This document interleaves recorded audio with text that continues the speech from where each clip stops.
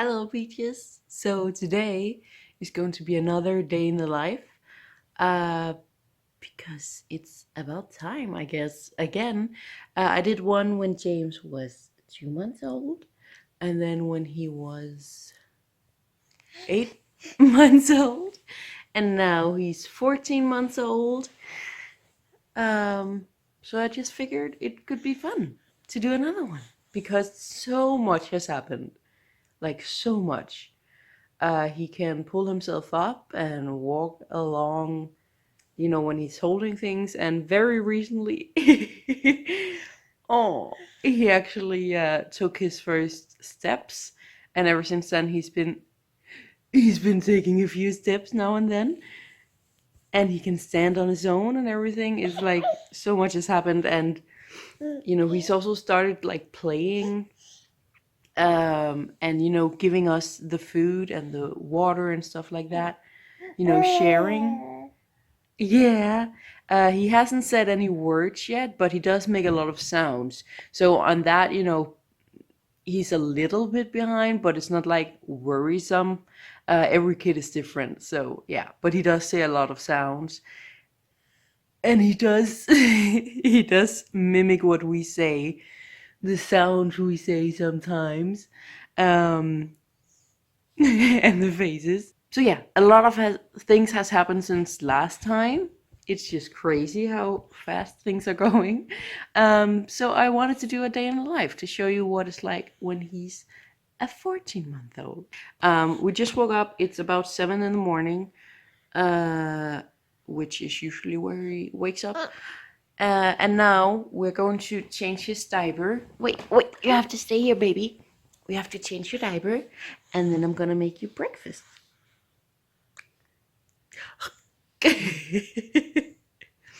He does a lot of silly faces. It's so cute. So we don't have a changing station or whatever anymore because we didn't really use it. We just changed him here on the couch or on the floor. Yeah, usually on the couch because it's more comfy for him. It's just a lot easier to do it on the couch instead of having to go into another room and all those kind of things. So yeah, we just do it here. Oh, big yawn. Ah, look at that. I keep picking my scabs and my wounds. This used to be a sit, and now it's just a big wound. The same with this. Anyway, so for breakfast he usually gets oatmeal with some fruit in it. And what I do is I have this. This has just been in the freezer. So this is blueberry, raspberry, strawberry, and apples, I think. So what I did when I made this is that I boiled a bunch of strawberries, blueberries, raspberries, and apples, like a lot of them, with some milk and some butter, and then I blended it, and then I divided it into... Yeah. And then I divided it into little portions, like this. Yeah. And then I put them in the freezer. So I made a big portion, so I had like 15 of these, meaning that I had breakfast for him for 2 weeks, It's a really easy way to do it, so I don't have to make this fruit stuff every morning. Just boil a bunch of fruit with some milk and butter, and then just blend it and divide it into little bitty portions like this. Put it in the freezer, and then in the morning, put it on a plate in the microwave and heat it up, and then mix it with some oats, I guess, and then you have oatmeal. It's really, really easy, and James loves it. And I do different kind of fruits. I also made a portion with mangoes and pineapples and pears and stuff like that, so it's just what I feel like and maybe what we have a little bit of. So yeah, really easy way to make breakfast, to make a really delicious breakfast for him. He does also like oatmeal without anything in it, but this is just to give him some fruit and also just because it's more delicious. So yeah, I'm just gonna heat that up for him, and then we're going to give it to him, I guess.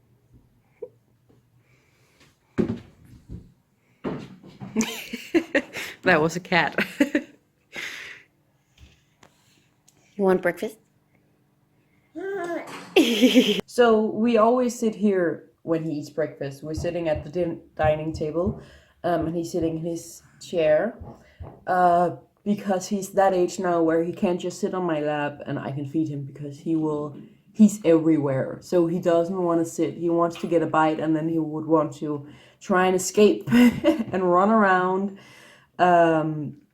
So it's not possible. So he's sitting here in his chair, and there's like, he's strapped into it, so he cannot get out and hurt himself because it's a high chair. And then he just drinks water. Look at this cup, it's so cute. Just regular water. And for dinner he drinks milk, regular milk. They can do that when they're 1 year old. So yeah, and he can hold the cup himself, but you know, it's not that steady, so we still just give it to him, and sometimes let him hold it to try it, of course, because he has to learn. But yeah, it's still pretty early for them to eat and drink themselves completely, so he is pretty normal when it comes to that. Also teeth, he has 4 teeth that are completely out. The 2 in the middle here and the 2 in the middle here. So all the 4 front teeth, I guess you call them. And then he has, I think it's 4 in the top and 4 in the bottom at the same time that are on their way. Like you can just barely see a little white bump. So he has, I think it is 8 in total that are on their way. You're a silly boy. You're so silly. So yeah, the teeth are going well. Like, he was very late with the teeth. He got his first tooth when he was 10th month old. And then he got his second tooth like 4 days after. But that's a good thing, you know, dentists say that the later they come, the better, because then they're the strongest. So it's a good thing with that. But now he has 4 teeth completely, and it looks so cute. What was that? Hey, du må ikke slå mig. He does that face a lot. I don't know why. It's so cute. He does that sometimes, kind of like what he did now, but sometimes it's more like obvious. You know, the thing that cats do, where they kind of like headbutt you to show you that they love you. He does that sometimes, like does this on us and also on the cats especially. So I don't know, because we have 1 cat and my mom has, well, she has 2 cats now, and my mother-in-law has 1 cat as well. So he's around cats a lot. He's grown up with them. So I don't know if he's seen them do it and then he's just copying them, like he thinks he's a cat. I don't know. But it's really cute. Like he does that headbutt. Yeah, so now it's playtime. We're just gonna sit on the floor and play for a little bit. She and James are actually really good together. She's always been really nice to him. She never scratched him or anything. And he's also very gentle, also because he was raised with cats. So now he's really gentle with them. And look, he boops their noses. He like boops her nose, and then he boops my nose and my husband's nose. I think they're gonna be really good friends. I really think so. You're such a good big sister. A lot of cats would not have as much patience with babies as she has had. I cannot talk today. But yeah, she's a good girl. So the toys that he enjoys playing with at the moment are these big Legos.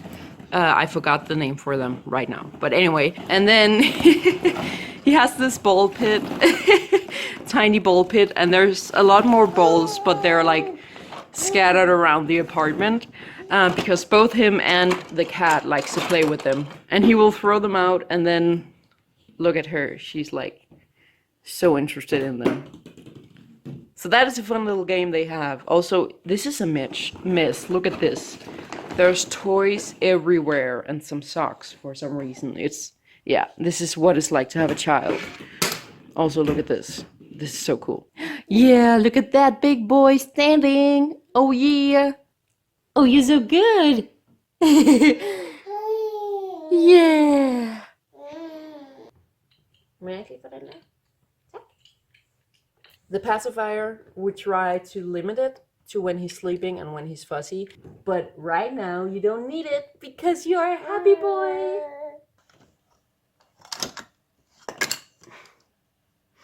Look at those cheeks. He's so cute when he's concentrating on something. Like his cheeks just gets 10 times bigger.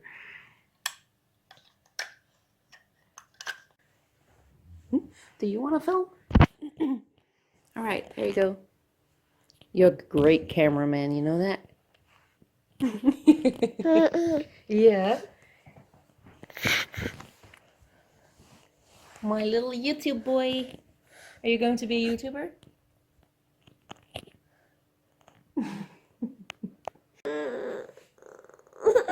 He's mad because I wouldn't let him out in the kitchen. Yeah. I can really feel... I can feel the toddler age starting.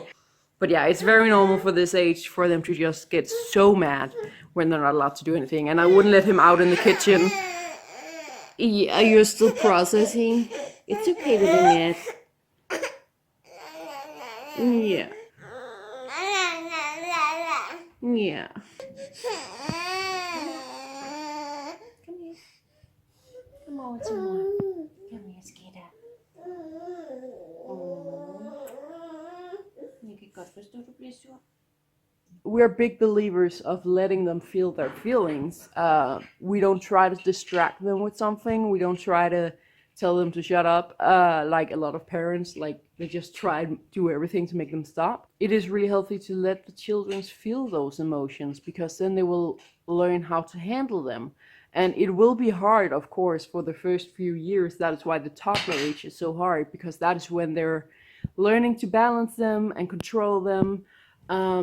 But, you know, the kind of people today that are adults who like just cannot handle their emotions, the people who get really angry at really small things, or just gets really, really sad, or people who cannot show their emotions that well, you know, a lot of these things can happen if you are the type of parent who's just like trying to make them stop crying no matter what.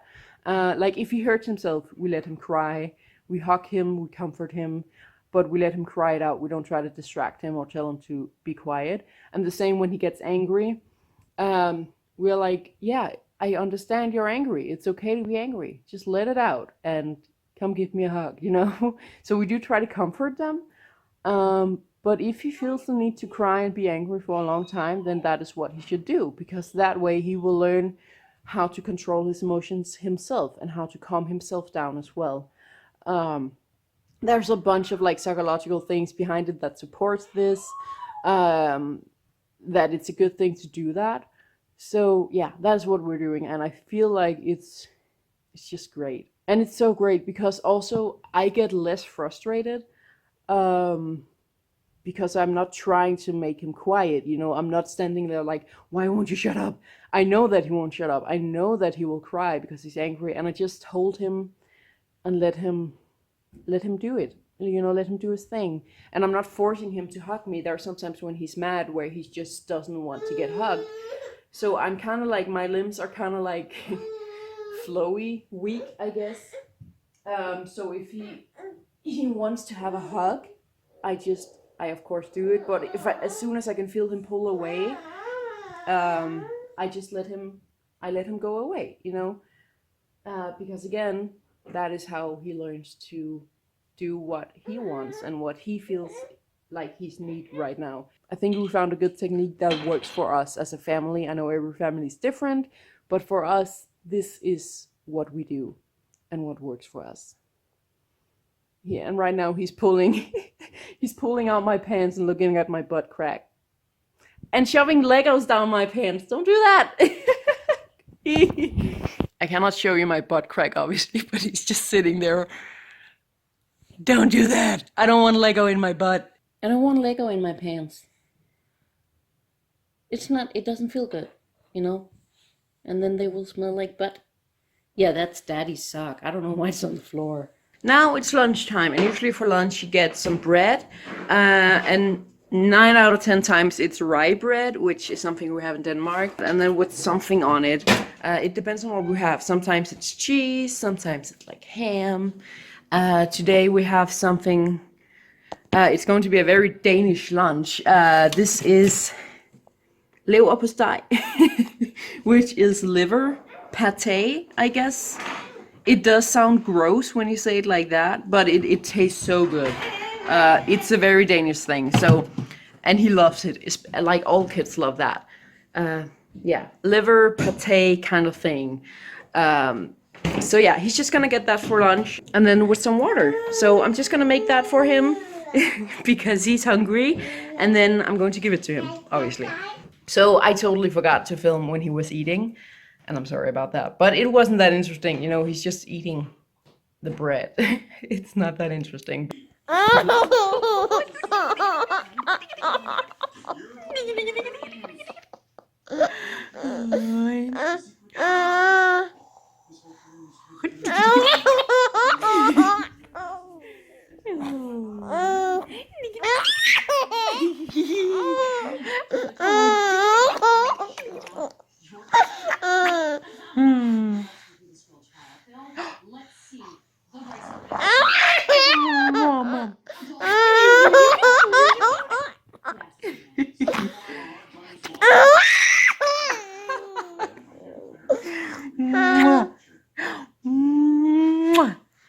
Lille Peter Edderkop kravlede op ad muren. Så kom regnen og skyllede Peter ned.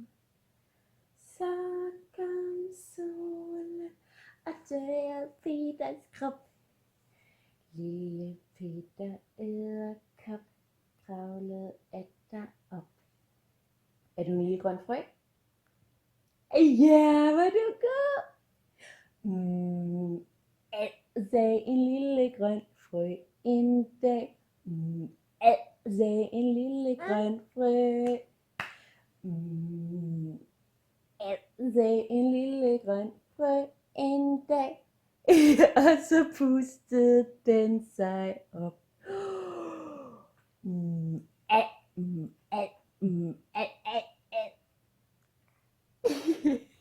He loves that song because you have to make that face. Oh no, no, no. Oh no, you stole my phone. So it is nap time.